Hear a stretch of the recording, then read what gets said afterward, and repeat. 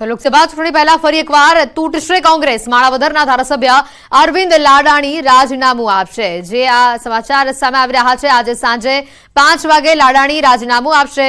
અરવિંદ લાડાણી અર્જુન મોઢવાડિયાના ચુસ્ત સમર્થક છે। ગુજરાત કોંગ્રેસમાં ભૂકંપ જેવી આ સ્થિતિ સર્જાઈ છે। અર્જુન મોઢવાડિયાએ ગઈકાલે જ કેસરિયા કર્યા હતા।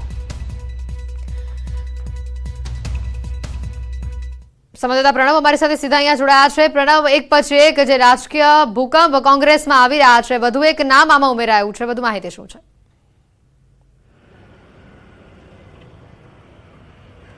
એ માની શકાય જે રીતે રાહુલ ગાંધી ગુજરાતની મુલાકાતે આવી રહ્યા છે। આવતીકાલથી તેઓ ભારત જોડો ન્યાયયાત્રા છે તેનો જે તબક્કો છે તે ગુજરાતથી શરૂ થવાનો છે 7 થી 10 સુધી।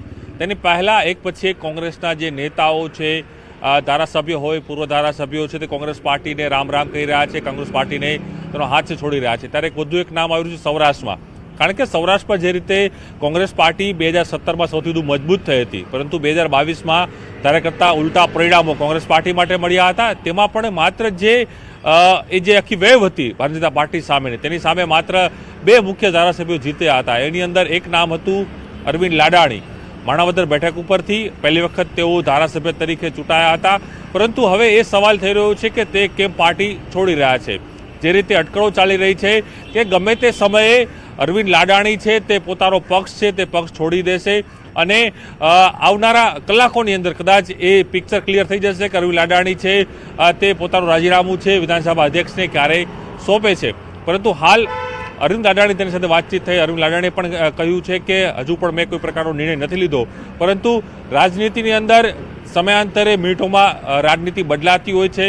અર્જુન મોઢવાડિયા કોંગ્રેસના એ દિગ્ગજ નેતા એક મોટું એક્ઝામ્પલ છે કે ભારત જોડો ન્યાયયાત્રાને લઈને તેઓ તૈયારી કરે છે અને તૈયારીના બીજા દિવસે તે પોતાનું રાજીનામું છે તે ધારાસભ્ય પદેથી આપી દે છે। એટલે એક પછી એક કોંગ્રેસના ધારાસભ્યો છે તે તૂટી રહ્યા છે, કોંગ્રેસના ધારાસભ્યો એક પછી એક છે તે ઓછા થઈ રહ્યા છે। એટલે અત્યારે માત્ર જે રીતે 14 ધારાસભ્યો રહ્યા છે તેમાં વધુ એક જે ધારાસભ્ય જે જવાની વાત આવી રહી છે, જે અટકળો સંપૂર્ણ રીતે ચાલી રહી છે, તે અરવિંદ લાડાણીના નામની આવી રહી છે। માણાવદર બેઠકના તેઓ ધારાસભ્ય પ્રથમ વખત ધારાસભ્ય બને છે। જવાહર ચાવડા જે દિગ્ગજ નેતા એ જે તે સમયે કોંગ્રેસ પાર્ટીમાં હતા, રાજ્યમાં મંત્રી પણ રહી ચૂક્યા હતા, કોંગ્રેસ છોડીને તેઓ મંત્રી બન્યા। તેઓને ધારાસભા લડવામાં આવી ભારતીય જનતા પાર્ટીના બેનર ઉપર।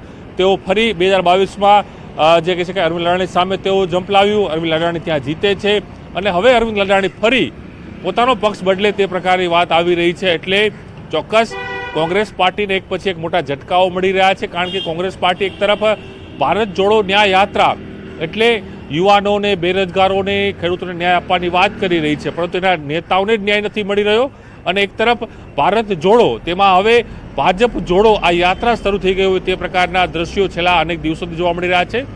લોકસભાનું કાઉન્ટડાઉન શરૂ થઈ ગયું છે। લોકસભા ચૂંટણીને લઈને પણ ગમે તે સમયે તારીખો છે ચૂંટણી પણ જાહેર કરી શકે છે। તેની પહેલાં મોટો ભરતી મેળો છે તે ભારતીય જનતા પાર્ટી કરી રહી છે અને ભારતીય જનતા પાર્ટીમાં એક પછી એક જે નેતાઓ છે એ કોંગ્રેસના જે મોટા નેતાઓ હોય તે જઈ રહ્યા છે। તેમાં વધુ એક નામ જે આવી રહ્યું છે તે અરવિંદ લાડાણી છે।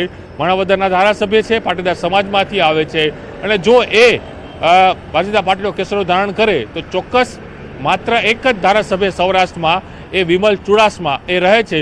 બીજા એક પણ બેઠકો એવી નથી કે જ્યાંથી કોંગ્રેસ પાર્ટીના મેન્ડેટ ઉપર કોઈ ધારાસભ્ય હોય તો એક માત્ર કદાચ રહેશે તો એ વિમલ ચુડાસમા રહેશે, પરંતુ એની પણ અટકળો તો ઘણી બધી ચાલી રહી છે, તે સમય બતાવશે। પરંતુ હાલ જે નામ આવી રહ્યું છે તે અરવિંદ લાડાણી છે, માણાવદરના ધારાસભ્ય છે અને એ પણ ગમે તે સમયે ગમે મિનિટે પોતાનું રાજીનામું વિધાનસભા અધ્યક્ષે તેને સોંપીને ગમે તે સમયે કેસરિયું ધારણ કરી શકે છે। બિલકુલ પ્રણવ, આભાર માહિતી બદલ।